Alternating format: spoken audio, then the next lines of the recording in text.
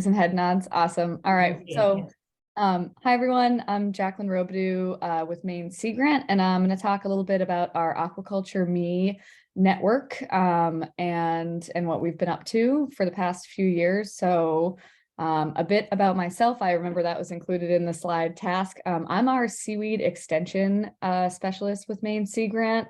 And this project is really in the education space. So it's a cool project to work on as an extension person, really diving a bit more into education. And it is based in Maine. So we were statewide, and a bit about the relationship, which you guys heard about from Jenna. In Maine, there is a pretty deep cultural tie between our communities and fishing and farming, and that extends to aquaculture. And Maine communities are pretty different, and that extends to schools as well. So Maine communities are geographically distant, and they all have unique local relationships with aquaculture. And this project really aspired to kind of dig in on that and work at a community level with the educators and to best connect them to resources in their communities. From an education perspective, Maine's a pretty rural state. And so we have a lot of shared school districts, public schools that are K to 12. And so what I think we'll kind of see as we go through our project activities is we're dealing with a pretty varied group of educators as well as sea farmers that we engaged in this project. So the two project activities, and I guess to backtrack a bit and speak about how integrated our aquaculture community or our aquaculture industry is in our communities.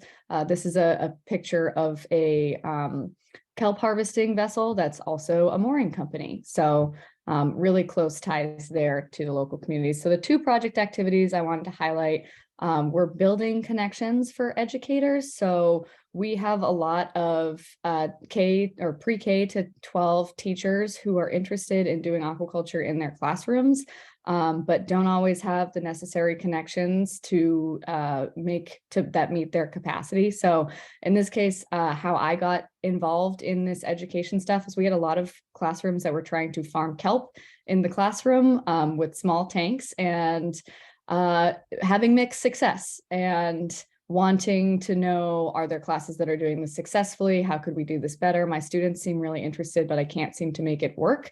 So we put on some educator professional development workshops in order to get those educators connected, both to other educators who were doing those types of things, but also to sea farmers who could maybe engage with their classrooms or provide them some insight or tools.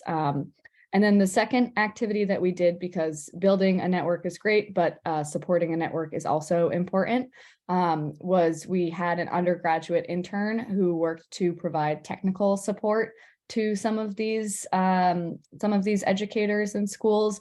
And as a reference, the Aquaculture ME network started in 2019, so prior to this grant proposal, or to this eeBLUE support, but really needed additional investments in order to keep the connections going. So we had about 30 educators who were really interested from all over the Maine coast. So a couple of what the project activities that we achieved.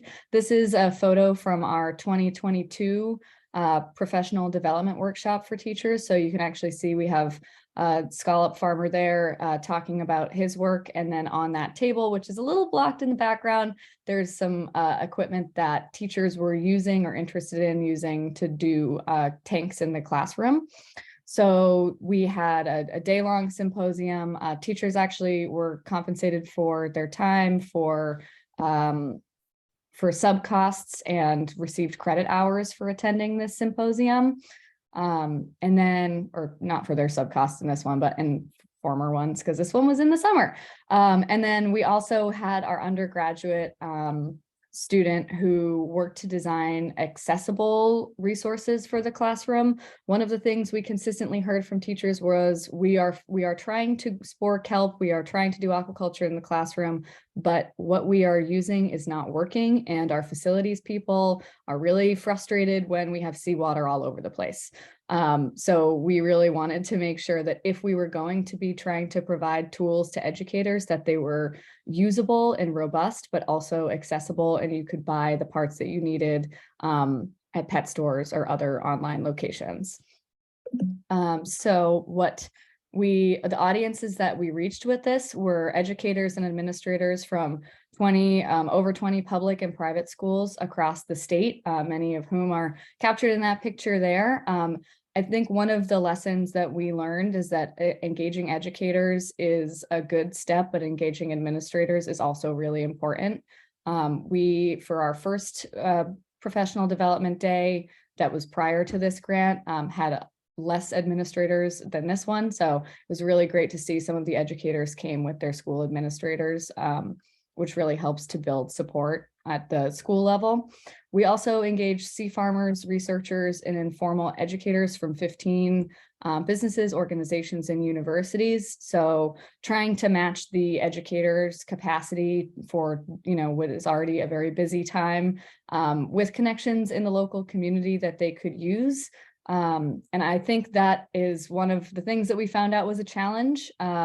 So we did this project at a time where education was really unpredictable and challenging, as the project spanned from July 2021 to December 2022. That's 2 different school years with closures, virtual learning, restrictions, and we found that some educators who we had previously engaged were really excited to jump back into this work and wanted to, start this up in the wake of COVID and having their students back in the classroom and wanting to engage them.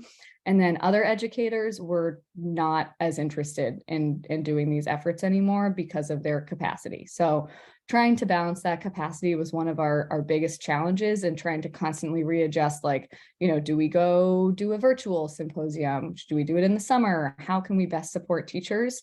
For some of those teachers, the answer was call us in a few years. And that was okay. That was kind of a lesson we learned. And then one of our opportunities was our undergraduate intern engaged additional partners at the Maine Aquaculture Research Institute. And he was actually housed at the university. So University of New England student. His name's Brian. He's there with his with the aquaculture tank in the picture. And so through that process, we heard teachers out, and we heard them say, we would like to continue doing aquaculture education in the classroom.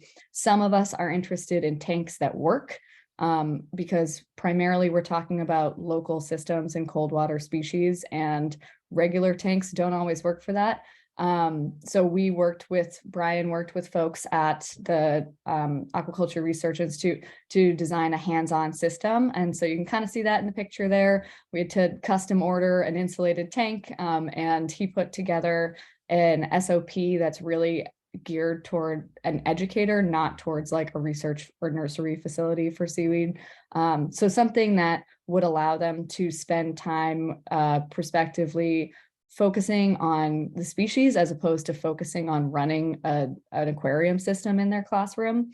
And so with that, some of our next steps are we were able to extend the undergraduate intern opportunity. So Brian is still with us through the end of this, through the end of the grant, but then extended for another semester. And so he will continue working on that system.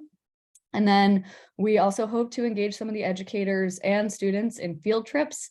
One of the things we consistently heard and learned was that it's really hard to get students out on the water for a whole bunch of reasons. You can't just send them out with a farmer. In a lot of cases, that's a huge insurance nightmare. So thinking about how our organization and partners can facilitate that through charters and field trip opportunities that maybe also give schools a chance to get together with another school that's working on aquaculture, get out on a insured, safe charter boat and see some farms. And then in a little bit, the more distant future, we hope to offer more of these workshops and really hone in on funding opportunities for classrooms to access these kinds of tanks. It's a little bit more expensive than the types of tanks that we had seen educators using. And so recognizing that, trying to work with them and find funding that if they are interested in pursuing some kind of in-classroom aquaculture system, that they have one that works and isn't going to, they're not going to spend all their time mopping up seawater on the floor. So with that, I am happy to take any questions, and my contact info is here, but I've also added the contact info for Carrie, who is our Maine Sea Grant education lead, who does our environmental literacy and workforce development program. So she was a huge help in this, and I added her contact here too, in case anyone is interested in learning more about that. So with that, I will really take questions. Thank you, Jaclyn. We have a note from Katrina Bayless that says, wish I had a mic right now. So many questions and comments. We did something similar with a USDA project last year. I would love to connect further. So I think expect an email from Katrina. Feel free to either unmute yourself or type questions in the chat box if you'd like to ask any. I just want to say really quickly, as a company, we get requests to teach people about seaweed farming all the time. And it's so great to have partners like Jaclyn working on doing this so that we can focus on the farming and the selling of the seaweed and leave the education component to the experts. So we love this program. I think it's great. Thanks, Jessie. Yeah, I had a question. Are your resources available for people outside of educators? Because in trying to get our shrimp system running, we wanted to do shrimp aquaponics and use kelp, because it's a saltwater system, but we just didn't have success doing it, kind of sounding like your other teachers. So maybe there was something we overlooked or something like that. So are your resources available outside of like the education sector? Prospectively, yes. We're trying to find a home for them online right now, whether that be on the Maine Sea Grant website or on one of our partner websites at the Aquaculture Research Institute. And I know that I have a feeling that they would be useful for other groups beyond educators, and would love to see them reach those audiences. We learned a lot about how to grow cold water things. I learned a lot about how to do that in a tank system that like keeps them alive and doesn't destroy your space. So I would love to share those lessons learned and those resources with folks that are interested for sure. And Mary, sorry. You see the question, right? Yeah. Yeah. So we had that tank system was deployed in a reception area at the University of New England. So we were trialing it there to make sure that it actually worked, and that it was workable by students. Obviously, undergrad students are a bit different than K through 12 students, but we didn't get any systems into classrooms at this point. So the goal would be, now that we know that it works, now that we've worked out some of the kinks, and we know what pumps and what hoses to buy, and we can tell teachers those things, we would love to see it in some classrooms and are hoping to find funding opportunities to get it there or get additional sets there. Lots of interest in similar programs in other schools. We have a message from Mary Elizabeth saying we would love these resources too here on the West Coast in Washington. Yeah, I'm seaweed state. Oh, sorry. Yeah, awesome. And happy to share those. Carrie would also be a great point person. The biggest cost for us was actually ordering that insulated tank for cold water organisms. So keeping that in mind, and we were happy to share where that came from and lessons learned there as well.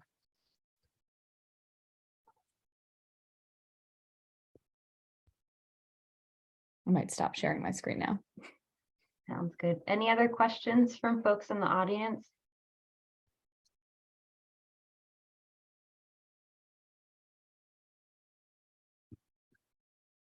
Great. I think we're slowing down over